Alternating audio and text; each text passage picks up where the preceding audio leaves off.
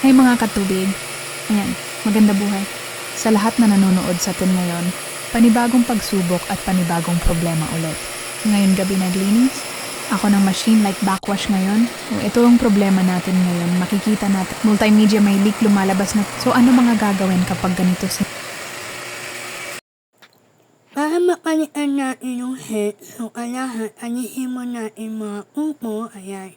Nakikita mo yan, papakita ko paano mo sa tanggalin.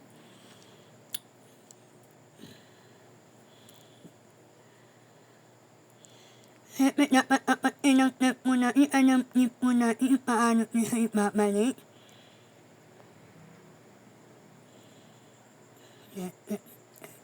Dahan-dahan lang po natin siyang hihilain para makuha po natin yung angke.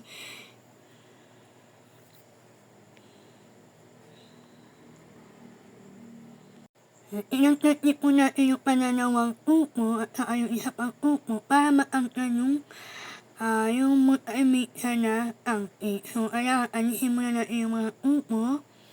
Dahan lang mga kaibigan. Anak mo, iba lumalanaw na po sa sakit.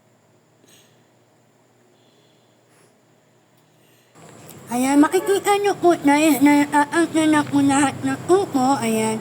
So, may nyo natin ang kalit ang kanyang angke. So, dahan lang po natin i-a-adjust para maangkat po ang angke. Ayan, may patulog niyo po nakasama. Ayan, iikot po natin sa taas. Ayan, para mahinga alternate points po. Dahan lang po sa mga kaibigan. Ayan. So, paiuin lang po natin siya. Itatatalit po natin ito para hindi tayo mahirapan magpinutan ang kanino isa. So, ayan.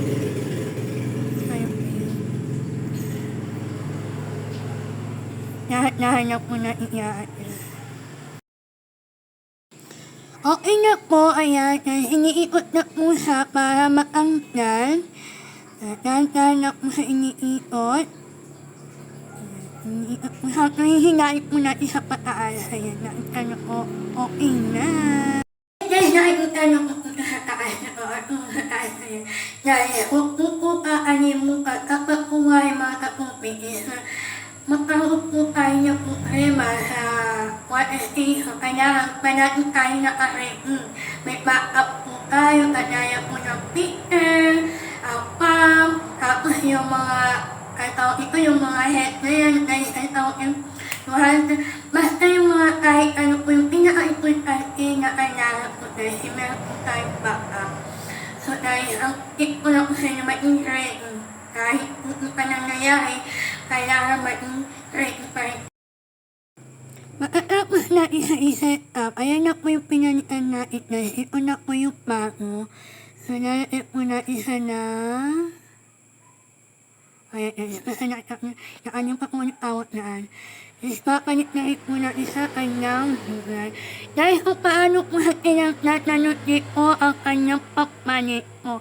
So, matnan na po sa ipalit. Ayan, sana po may natutunan po kayo ito sa amin sa thank you po sa lahat ng mga nanood po dahil nananaw po sa mga kaibigan. Basta inaano po yan, lahat-lahat na maayos na po yung setup. Thank you po!